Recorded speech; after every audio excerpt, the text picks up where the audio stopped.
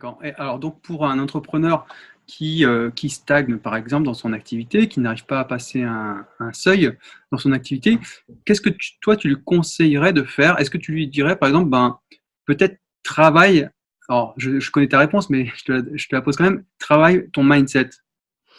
Bah moi, je dirais deux choses. Je dirais la première, c'est observe-toi. Quand on est la tête dans le guidon, on ne voit pas ce qui se passe. La première des choses, c'est d'accepter la situation. C'est pas de la refuser, c'est pas de la juger, c'est de l'accepter. Le jour où je me suis dit, je suis en échec, je suis dans une situation précaire, j'ai tout changé après. Mais tant que je me le disais pas, j'étais dans le déni. Donc la première chose que je dirais à la personne, c'est prendre du recul. Si tu as été dans la tête dans le guidon, le vrai moment où tu vas prendre du recul, tu vas voir des choses que tu ne voyais plus. C'est, tu t'observes pendant une semaine ou deux, tu notes tout ce que tu fais, tu notes tout ce que tu ressens. Et là, tu auras une espèce de carte, une cartographie. Et quand tu as la cartographie, elle est parlante. Tu peux pas te mettre une œillère et dire ah ben non mais en fait je me suis senti comme une merde toute la semaine mais c'est pas vrai. Non non c'est vrai. Tu t'es senti comme ça donc qu'est-ce que ça veut dire et quand tu te poses comme tu disais en se posant les bonnes questions on a les bonnes réponses. Est-ce que tu te demandes est-ce que si tu es heureux dans ce que tu fais? Est-ce que tout simplement c'est aligné avec qui tu es? Est-ce que tu le fais pour les bonnes raisons? Si tu te poses les bonnes questions, tu auras forcément les bonnes réponses. Et se poser ces questions-là, c'est fondamental parce que tu peux essayer pendant des années de faire quelque chose dans lequel tu n'es pas heureux, tu n'y arriveras pas. Et alors je pourrais Donc plus dire, ça sera dans la douleur en tout cas. alors il y a pas mal de personnes qui ont théorisé là-dessus que toutes les personnes qui n'atteignaient pas leurs objectifs, c'est tout simplement parce qu'elles n'étaient pas émotionnellement alignées avec ces objectifs-là. Donc soit tu arrives à te réaligner émotionnellement, c'est le bon objectif, mais tu t'as pas mis le bon focus, auquel cas tant mieux. Soit il faut changer aussi l'objectif et parfois l'activité. Et moi, c'est ce qui m'est arrivé. C'est que j'en avais marre de travailler. Je travaillais avec beaucoup de grosses boîtes. Je travaillais avec le Futuroscope, qui est d'ailleurs des clients exceptionnels, parmi mes meilleurs clients. Je travaillais avec Dior, Armani, TF1, etc. Plein de grosses boîtes.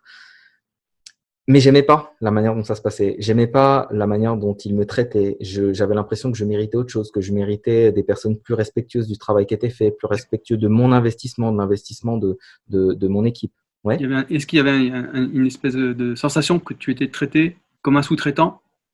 Ouais, bien sûr, carrément, carrément, auprès de la plupart de ces clients-là. Et je sentais que je valais mieux que ça. Donc, il y avait une dissonance entre l'image que j'avais de ma valeur et la manière dont ils me traitaient. Et je savais qu'il y avait quelque chose derrière. Donc, c'est soit je restais dedans et je faisais ça toute ma vie et je finissais comme beaucoup de personnes que je vois, surtout dans les milieux de la com, etc., qui finissent par être aigris ou là, pour aller plus loin, c'est coke, alcool, etc., pour en fait juste oublier qu'ils sont pas heureux.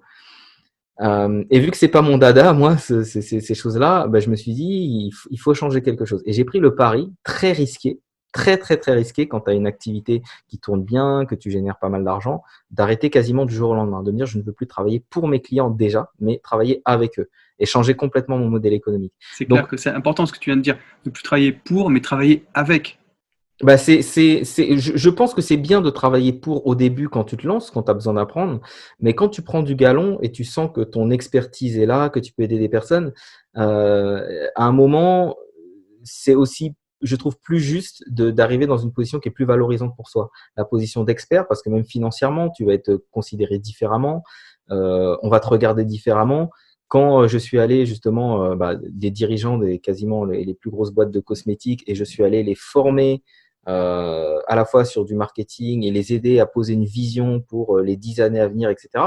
Pour moi, c'était gratifiant qu'ils écoutent ce petit mec avec des tatouages et peut-être Ah bon, t'es tatoué? ouais, des tatouages, un chapeau et une manière d'être et probablement de faire à laquelle ils sont pas habitués. Et c'était aussi pour moi une réussite. Mais ça a été possible que parce que je me le suis autorisé et parce que je me suis autorisé à être là où j'estimais devoir être, là où j'avais de la valeur. Et ça demande du courage. Ça demande pas. Tu vois, tu disais, bah, par exemple, qu'est-ce qu'il faudrait que je dise à un entrepreneur si c'est difficile, etc. Je lui dirais, ouais, déjà, prends du recul. Ensuite, je lui dirais, prends le courage, une fois que tu as pris du recul, de prendre les bonnes décisions. Et en général, on les connaît, les bonnes décisions. On a juste soit besoin de les entendre d'autrui, soit besoin de les entendre partout, jusqu'à se dire, bah non, mais il faut vraiment que je le fasse. Et au bout d'un moment, il faut savoir que la vie, elle te laissera plus le choix. C'est que Ouais. c'est un peu mon observation. C'est que si t'es pas à ta place, Tu vas te la vie, prendre des murs. ouais, c'est d'abord une petite pichenette, après un mur, après elle te tape contre le mur, et après elle te met au sol et elle te met KO. Donc c'est jusqu'à ce que tu écoutes. Donc moi, c'est un peu ce qui m'est arrivé, et au bout d'un moment, j'ai écouté. J'ai écouté, et sincèrement, je pense que il y a des décisions que j'aurais pu prendre des années avant, mais c'est juste que je ne me suis pas écouté. Donc prendre le temps de s'écouter, c'est une bonne chose. Prendre le courage de prendre les bonnes décisions. Et après, bien entendu, c'est aussi se focaliser sur le soi et sur son mindset, en fait. Après, ça va être qu'un challenge mental. Le challenge, il va pas être… on est en France quand même, donc c'est quand même rare, à moins d'être dans des situations très, très, très, très compliquées, très particulières. C'est quand même rare de finir sous un pont, même si ça arrive, et combien même pendant un moment, j'ai des gamins qui dormaient dans la rue, mais il y a des accidents de vie. Mais c'est quand même très rare qu'une personne en arrive là.